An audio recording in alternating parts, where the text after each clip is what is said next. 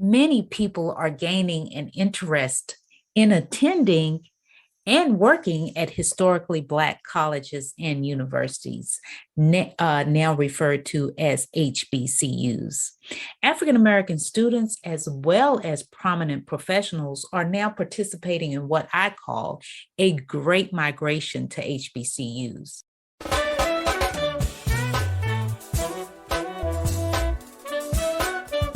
Welcome to the Empowerment Zone with Ramona Houston, where we zone in on Black and Brown relations and our journey to empowering our communities. So why is there such a renewed interest in these distinct colleges and universities? I believe that there are all types of reasons, and that is why today I'm talking to Morehouse man, educator, and businessman, Dr. Robert Yancy. We're going to explore all the many factors that are influencing what I call this great migration to HBCUs. Dr. Robert Yancy is from Tifton, Georgia. In fact, he got early admission at 16 years of age to Morehouse College, which is one of our distinguished HBCUs in the Atlanta University Center. After his graduation and receiving his PhD, he has had a wonderful academic career, teaching and working at all types of universities, including HBCUs. Some of them are Southern University, Albany State University, Hampton University, Clark Atlanta University, University of West Georgia, and Southern Polytech State University, now known as Kennesaw State University. He is also founding dean of the School of Management at Southern Polytech State University, and he has been nominated to the University System of Georgia Hall of Fame. He's also, Dr. Robert Yancy is also a businessman. He's a founder and partner of several business startups, and he's involved civically and gives to the community. He's been chairman of SCORE Atlanta. He's been member of the board of the 100 Black Men of Atlanta, and he's also a part of the 100 Black Men Scholarship Committee. So I'm so happy to have Dr. Robert Yancy to join us today to talk all about the great migration to HBCUs. Welcome to the Empowerment Zone, Dr. Yancy. Thank you. I'm happy to be here. Man, Thanks for inviting me. I'm so glad to have you. I am really a great admirer of your work, and I always appreciate you being so supportive of me and my work. And so I'm really excited about this topic that you chose today, the great migration to historically Black colleges and universities. That's a good topic. In fact, I had a friend and a friend of mine and I were talking about this particular topic just a few days ago. So I am glad you chose that topic. Well, good. I think it's a great topic. It's one of my passions. I got a story to tell about that. I was at Northwestern University working on my PhD many years ago, and Dr. Hugh Gloucester, who was president at Morehouse at the time, and Dr. Jim Hefner, who became president of several colleges, came to my apartment at the invitation of my wife at the time, and we were having a conversation. And he said to me, "Listen, you guys are getting your PhDs, young Black men who attended historically Black colleges, having some level of success. Now that integration in the higher education is happening, you can go anywhere. People like you are going other places, which leaves your alma mater high and dry. Why don't you consider going back to where you came and try to help them stay afloat?" And I hadn't thought about it until then, because again, I'm thinking about going to Harvard or Stanford or NYU or somewhere. And it really hadn't seriously occurred to me to go back to Atlanta University, but they said it and it resonated with me. So when I finished my degree, I came back to Atlanta University. And I was back in the late 1960s, early 1970s. And I was one of the few young, new PhDs to make that move at that time. But I noticed lately there seems to be a resurgence, a renaissance of the Black people going back to HBCUs. There seems to be a refocus of energy toward the HBCUs. So I think, excuse me. Let's talk a little bit about your background. You know, you see, you're very passionate about HBCUs. For our audience, HBCUs is short for historically Black colleges and universities. What caused the passion? What, are you a product of an HBCU? Tell us a little bit about yourself and your background before we get into this exciting topic. I am a product of Morehouse College. I was an early admission student to Morehouse. I came in here at 16 years of age. So essentially, I tell people I grew up on the Morehouse College campus. My mentor and surrogate father was Dr. Benjamin Elijah Mays, who was all of our fathers. Mm-hmm. And I did my BA at Morehouse, and I did my MBA, which is my master's degree in business administration at Atlanta University, which is now Clark Atlanta University. Mm-hmm. So, and when we always, Dr. Mays encouraged us to believe that we had received superior education, mm-hmm. But we always read the newspapers and looked at the history books, and we were always sort of suggested to us that the education we got was good, but not as good as we could have gotten if we had been able to go to some traditionally white institution. So when I got to a traditional white institution to work on my doctorate, what I discovered was I was just as smart, maybe a little smarter. Mm-hmm. And I had just as much of a background, which was mm-hmm. really an interesting revelation to me.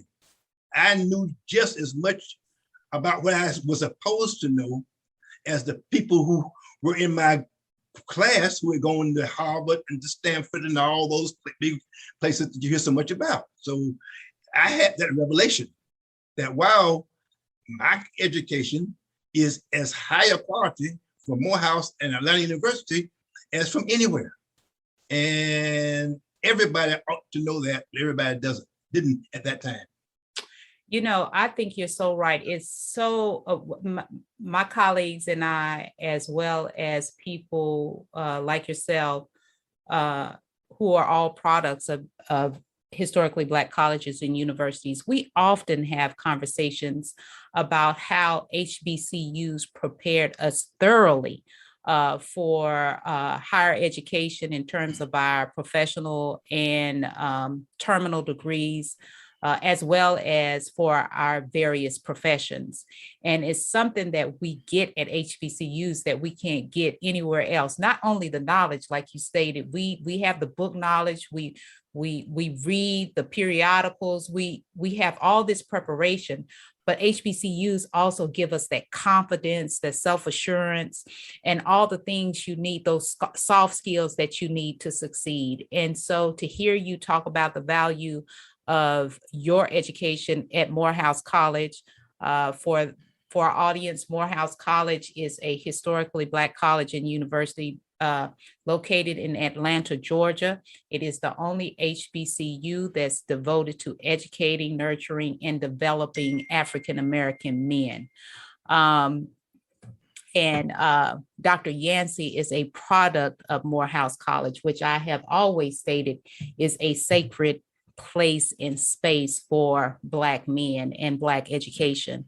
I am a former professor at Morehouse College, and Dr. Yancy, for you to talk about how much your education meant and how much Dr. Benjamin E. Mays and Dr. Gloucester and other men prepared you and influenced you to come back to HBCUs. And that's what we're talking about today, is now there's this, like you said, a lot of people chose not to come back when they got their, for some of you who are integration babies, some chose not to come back. And now there's this great migration back to HBCUs. So I can't wait to hear your philosophy on that. What do you think that's all about? Well, I think that the resurgence is a function of our times. Several things are happening. One, We spent the last five of the last 4 years, 5 years, 4 of the last 5 years dealing with the resurgence of white nationalism. So that young African Americans on traditional white college campuses found themselves confronted with more overt, I hesitate to use the term overt racism, but they did not find an environment as welcoming as they could have been. I remember talking to the director of enrollment management at Morehouse, and he told a story about a kid he offered a scholarship to who decided to go to Ohio State instead. And the kid got to Columbus, where Ohio State is located, was unpacking his vehicle and loading his belongings into his dormitory room. And he was met with such hostility that he never completed the process of unpacking. He went back to his father, who was in the car, and said, "Listen, Daddy, they got the ropes hanging in the hallway, and they're talking nigga to me." I probably shouldn't have said that on the podcast, but that's what he said. So it's a quotation mark. And I'm not sure I'm going to be comfortable here. His father called the director of enrollment management from Ohio State University, and said, "Is my admission still valid?"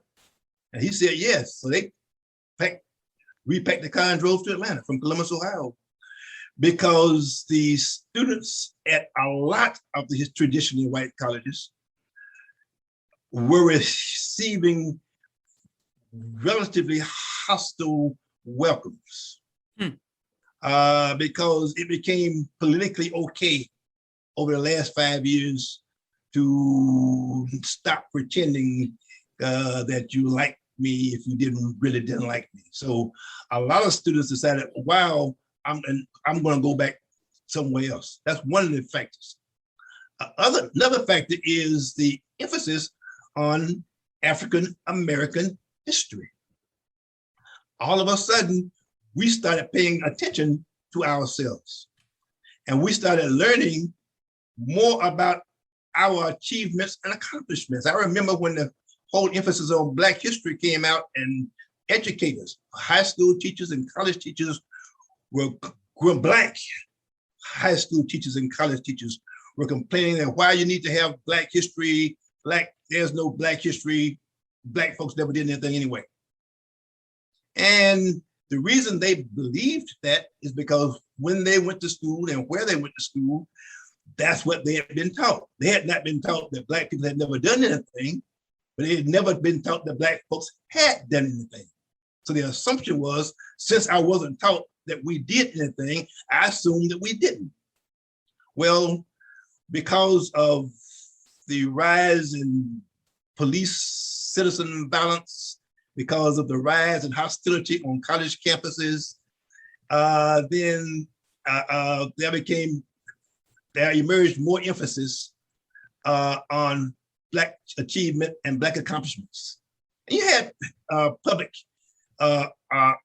scholars like Tallahassee Coates. You had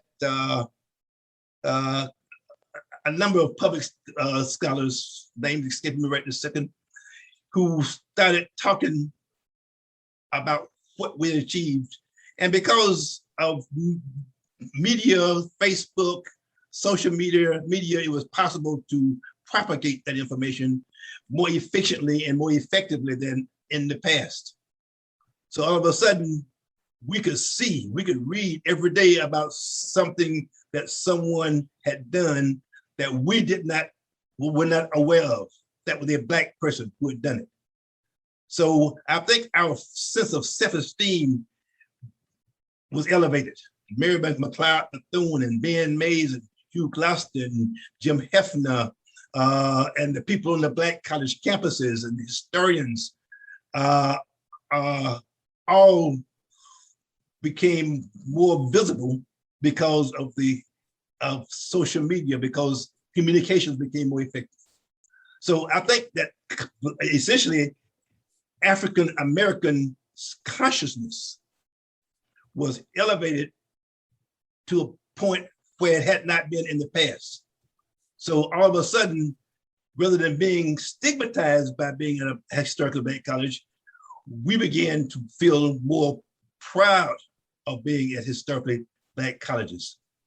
I might add that recently you see very prominent African Americans returning to Black colleges in faculty and staff capacity. Deion Sanders is the example that everyone thinks about, going to Jackson State University to become the football coach.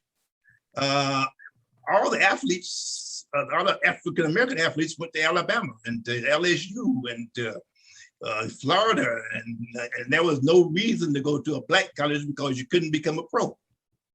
Now, I just read recently that Deion Sanders, Eddie George at Tennessee State, and as many as 13 former professional Black athletes are now coaching in historically Black colleges.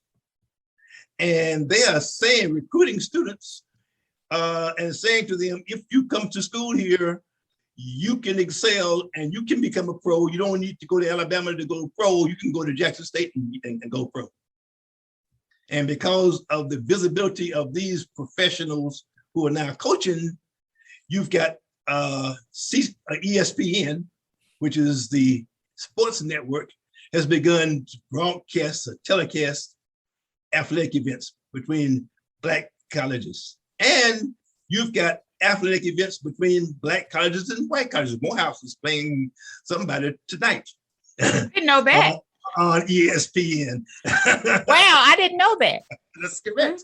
Mm-hmm. So all of a sudden, I think that it's all about credibility. It's all about credibility and legitimacy. And the reality is that in 2021, at least in the African American community, Black colleges have begun to appear to be more credible in terms of what they do than in the past. And because of that, Black students are migrating. I use the term migrating there.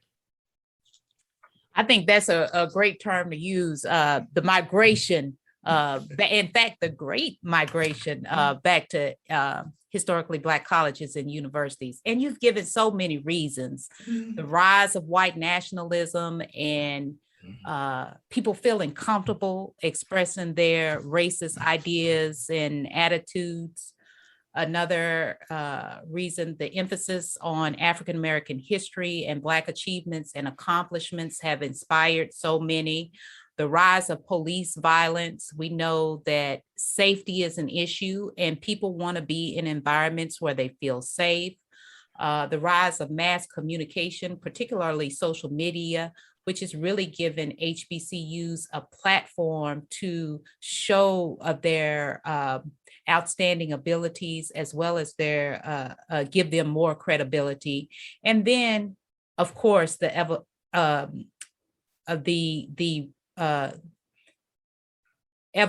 evolution of African American consciousness, where we no longer think that white ice is better than the Black ice, right? We now don't stigmatize our Black institutions as much as we used to. And we do know, and I wish I had this research before we started this conversation, we do know that historically Black colleges and universities by far create most of the Black professionals in our country. That is not to say that they went there for their professional degrees, but they are products of HBCUs and they're able to go on to these other institutions and excel. That at HBCUs, we are producing outstanding professionals. And so you talked about the students returning to HBCUs as well as the professionals. Ta-Nehisi Coates, Nicole Hannah-Jones, which I knew that's who you were talking about in terms of the 1619 project. And Felicia all Rashad. Felicia Rashad and all these Black professional athletes who are going in. So you talked about some of the positive and the negative aspects of why people are returning Also, we're beginning, our athletic programs are now being exposed on national networks. I'm really curious about what you think about it. Also, one of the reasons might be also a response to in terms of the professional athletes going to coach, that maybe it's because these professional athletes, they're not accepted to be coaches in some of these colleges and professional teams. So it's like we're the fallback on, you know what I mean? Like we're the second, I can't get this, so let me try this. What are your thoughts about that? Do you think it also has to do with not having the opportunity, that the doors are closed and now they're creating their own opportunities at HBCUs? I'm just curious. I think that you've got something, that's something to that argument. I was reading recently that Deion Sanders again is being considered, his name is being mentioned in association with several traditionally white college coaching positions. Of course, now. which he never would have received. Exactly. And he's not going to Jackson State, and had Jackson State football team not started doing very well. Yep. And of course, means to an end always works, for everyone. Mm-hmm. By going to Jackson State, he has elevated the visibility of Jackson State. He's been able to recruit excellent athletes to Jackson State. And all of a sudden, historically, the traditional white colleges are saying, wow, we may want him also. Now, whether he's going to go somewhere else is a different story. But Deion was in Houston, Texas. I guess it was Houston or Dallas? Houston. Dallas with Bishop T.D. Jakes. Yep. Really carrying on sort of a religious resurgence. And he's got notoriety, and he's got fame, and he's got fortune. So he doesn't have to aspire to any of those kinds of things. And one of the things we know is that he's also very young, is too young to do nothing. Mm-hmm. And everyone is always seeking something else. And the highest aspiration for virtually everyone, according to the Maslow's need hierarchy, is self-actualization. Right. I want to leave a mark. And I left a mark in football. I was the greatest defensive back in the world. I won Super Bowl games and World Series. Okay. But I still have a thirst to do something and to do the impossible, to dream the impossible dream. Mm-hmm. I can go to a place in Jackson, Mississippi, where they don't have any resources. They don't have a training room. They don't have a gym. They don't have anything, and I can make them into a superpower. Then I have really achieved something. And Deion did it, and we'll find out what happens to him going forward in the future. But because he did it, then other professional athletes decided, wow, this is good. Deion is getting a lot of publicity. It looks good. It makes him feel good. I think I want to try that. So all of a sudden, you've got a lot of guys who are home sitting down, twiddling their thumbs, getting fat, decide, let me get up and go do this. Maybe they'll let me coach at my alma mater. Maybe they'll let me coach at the black college out in the city where I live. And so now you've got this happening. And it may be a means to the end. They may want to go to somewhere else and coach, but I think a lot of them would be content to take a Morehouse College football team that has never won a homecoming game and coach them to a winning record over, from year to year to year to year over time. And that by itself would be satisfaction. Well, and that's what I'm getting at. Like, some of us, we return to HBCUs because, we want to give back, we want to do good. But then some of us, like you said, it's means to the end. I mean, would Nicole Hannah-Jones even considered Howard had she not been rejected in what was that, North Carolina? She would not have considered Howard, but she'd already accepted the job at North Carolina. North Carolina hired her, offered her a tenured position in a endowed chair, and she was going to go there and be happy the rest of her life. But just as these students who showed up at these colleges and found themselves in a hostile environment, she showed up and found herself in a hostile environment.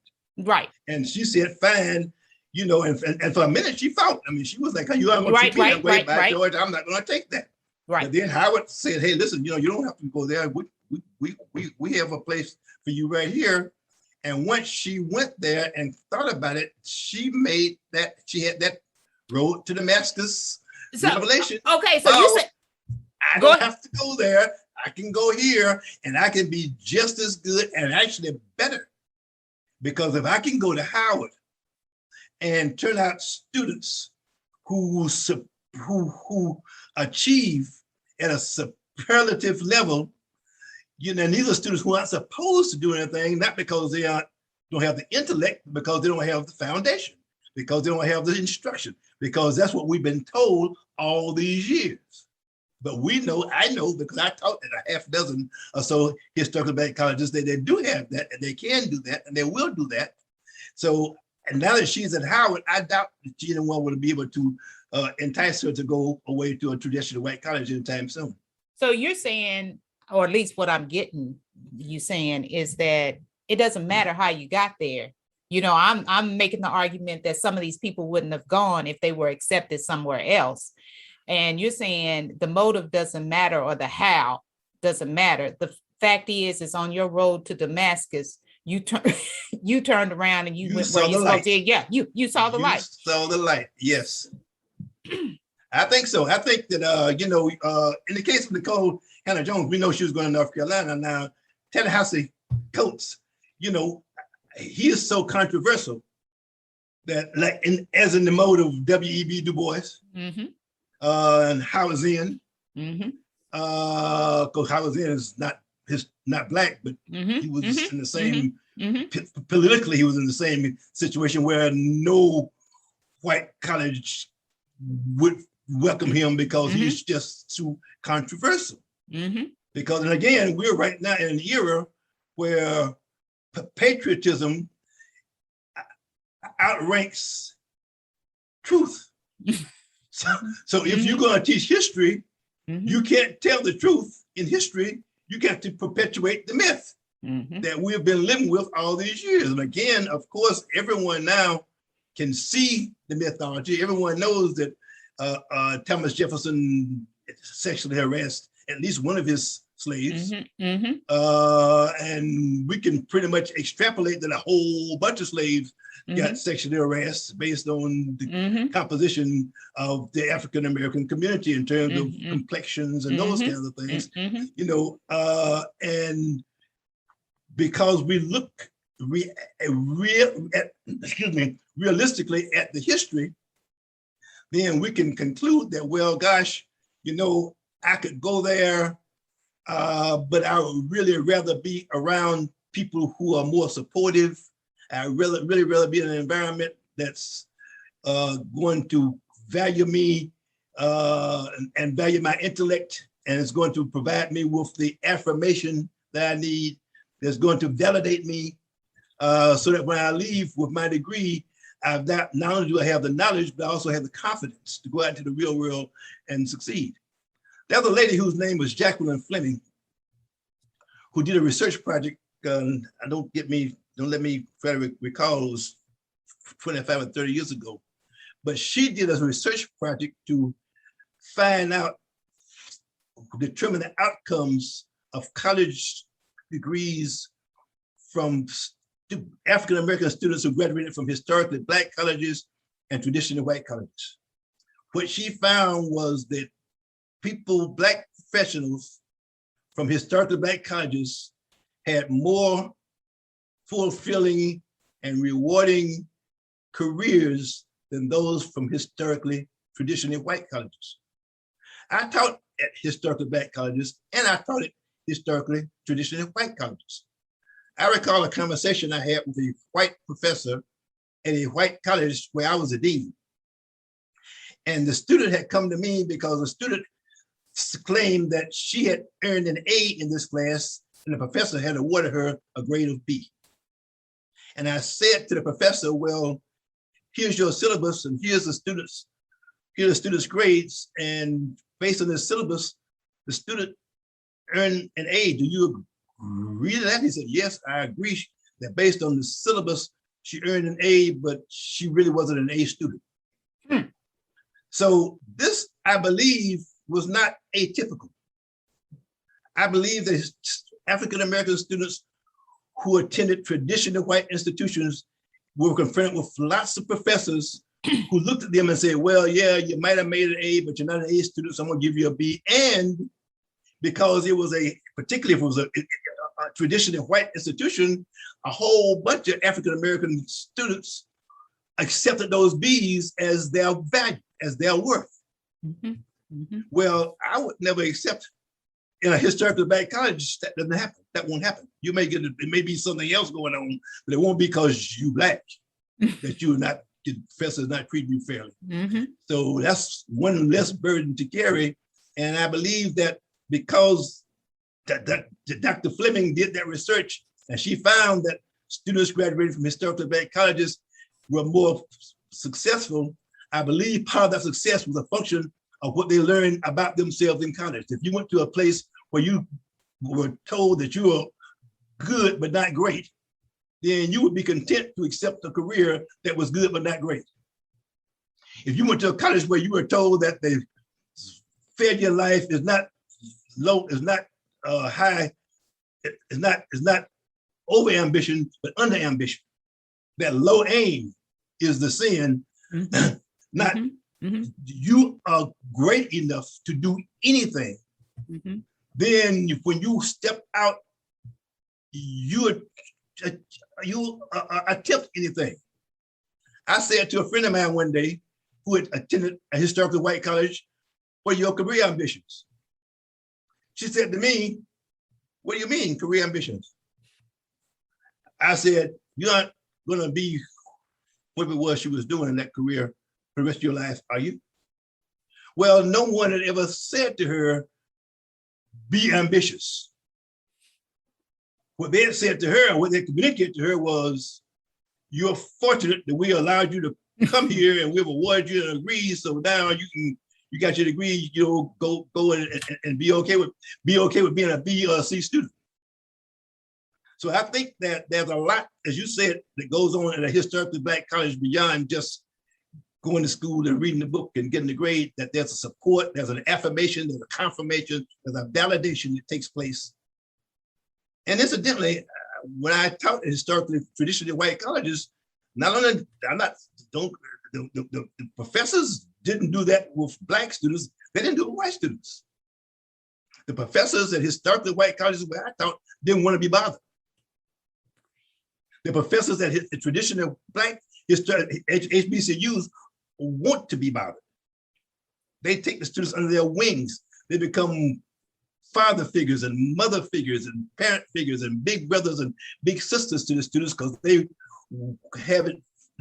invested personally in the students succeeding. I totally agree with you on that. I think that historically black colleges and universities have the best teachers in the world. I mean, professors at HBCUs have mastered the art of teaching. And I personally, as a historian, I believe it is so because teaching was one of the few professions open to African Americans for the longest. And if you were a teacher and a preacher, you held the highest esteem in the community. And I think because of that, we've mastered that profession. And to your point, professors at HBCUs want to be bothered. In fact, they'll bother you.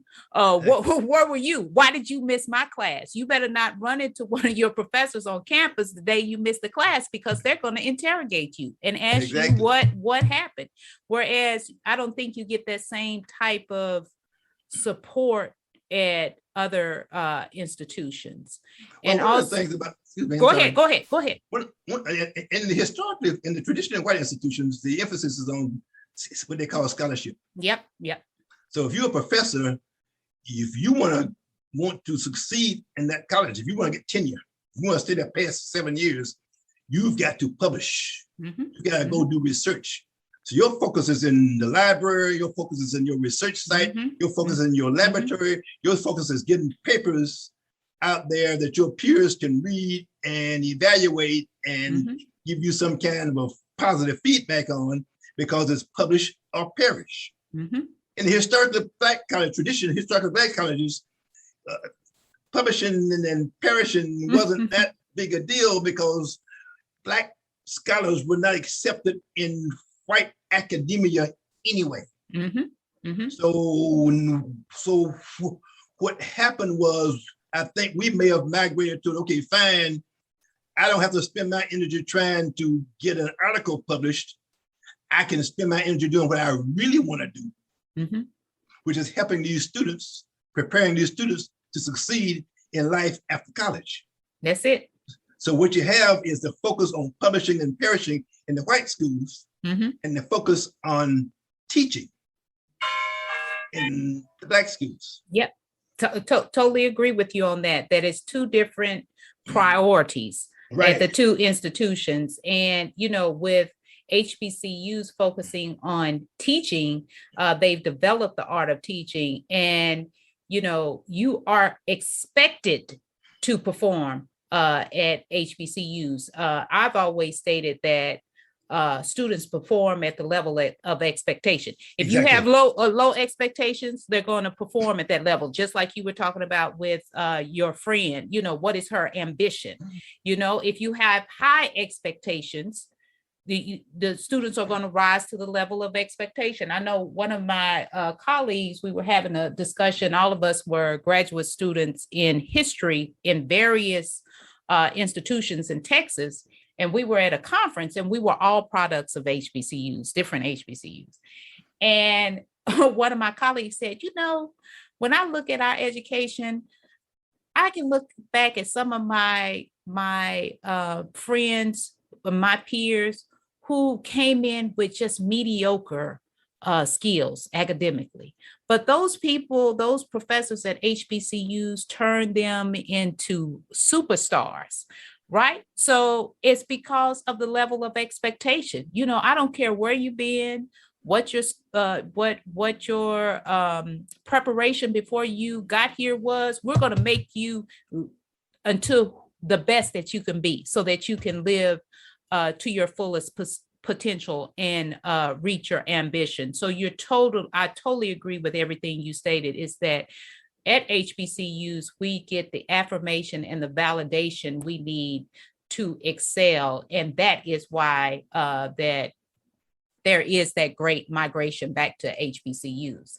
So tell me, as people start getting a bigger interest in historically Black colleges and universities, what calls to action would you have for our audience who may be gaining an interest in HBCUs or want to find a way to support HBCUs? What would you recommend?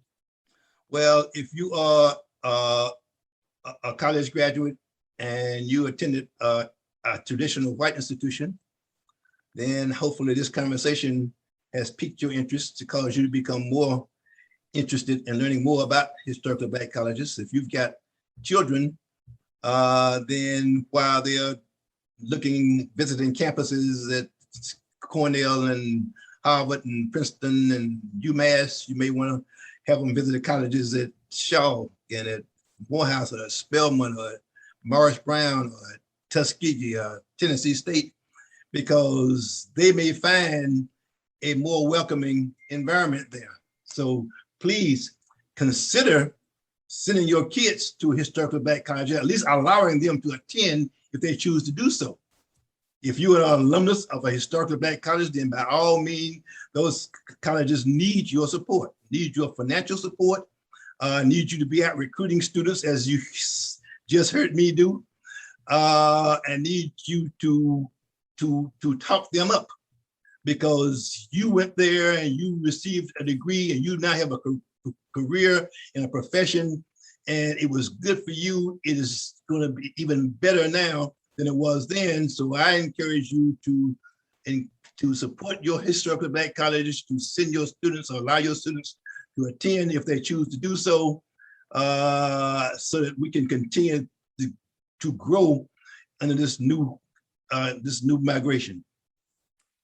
Thank you so much for those calls to action. For those of you out there who have children who are getting ready to prepare to attend college, we hope that you will consider visiting those historically Black college and university campuses. And so that can be one of the places on their list.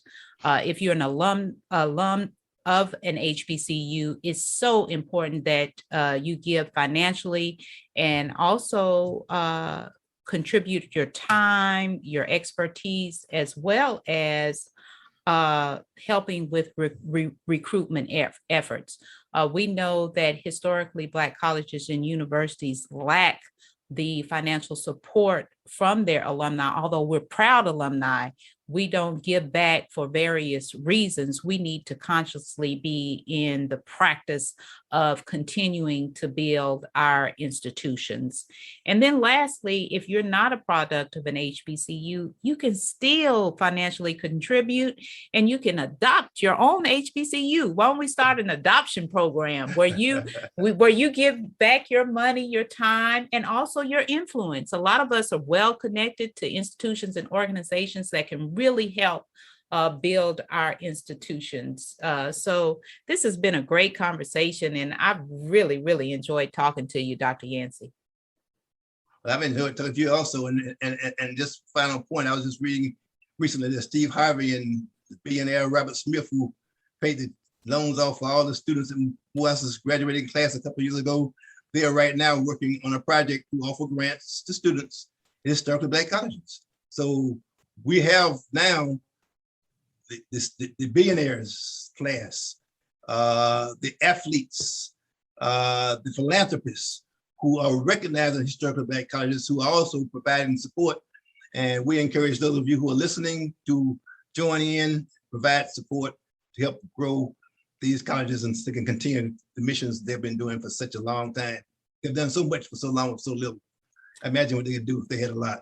Yeah, exactly. And to your point, it's great to see that billionaire class giving back to historically Black colleges and universities.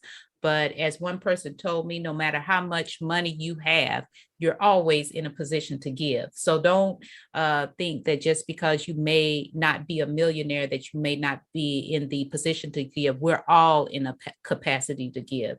$10 a month. $10 a month. Exactly. $10 a month. So we appreciate you, Dr. Yancy. And I appreciate, thank you for inviting me. I enjoyed the conversation. I hope that somebody had to say was valuable to people who are listening. I'm sure it was.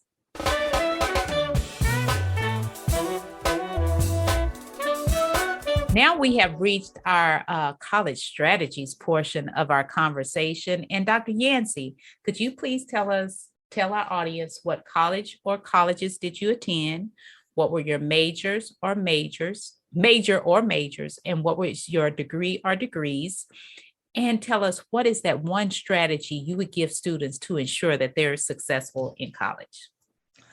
Well, I attended Morehouse College, as I said earlier. I received a Bachelor's of Arts degree, BA degree, and I majored in business and economics. I had to declare one as a major and one as a minor, and I chose business administration as my major because my GPA was higher than my econ GPA, even though I had more hours in economics than I had in business. Mm-hmm. I did a master's degree, an MBA degree at Atlanta University, which is now Clark Atlanta University. And of course, MBA is business administration. And I did a doctorate degree, a PhD at the Kellogg School of Management. I was incidentally the first African American graduate of Kellogg at the PhD level. And my major there was strategic management. What I learned from many years of college teaching and from many years of attending college is that students have to develop learning techniques.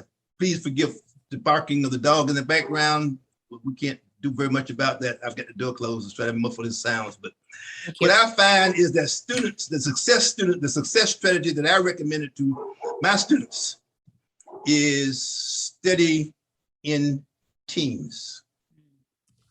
I used to have to sit down and read a book. And because my reading comprehension was very good, that worked for me, except when it didn't. Mm-hmm. And when it didn't I would be trying to read a book in science or math, trying to solve an equation. And when I got to that point where I couldn't go any further, I could sit there and stare at that equation all night long. I still couldn't go any further. But when I studied in teams, I could say, wow, I'm stumped right here. And a teammate can say, oh, let me show you how to do this. And I could tell a teammate would be stumped. And I could say, let me show you how to do this. So the one strategy I recommend to my students and to my children is every class you take, look around the room, listen, find some friendly face person who seems to be on top of the subject. And after first 2 or 3 classes, meet up with them and suggest that we study together. In every class, you should have study partners to assist you going through this. And incidentally, this is relatively novel. It sounds obvious, but it's relatively novel. Most African American students, particularly in traditionally white institutions, and a lot of us in traditionally Black institutions, don't do that. We try to do it ourselves, and it can be challenging to try to do it yourself, particularly when you don't have the background or the knowledge to go beyond that point.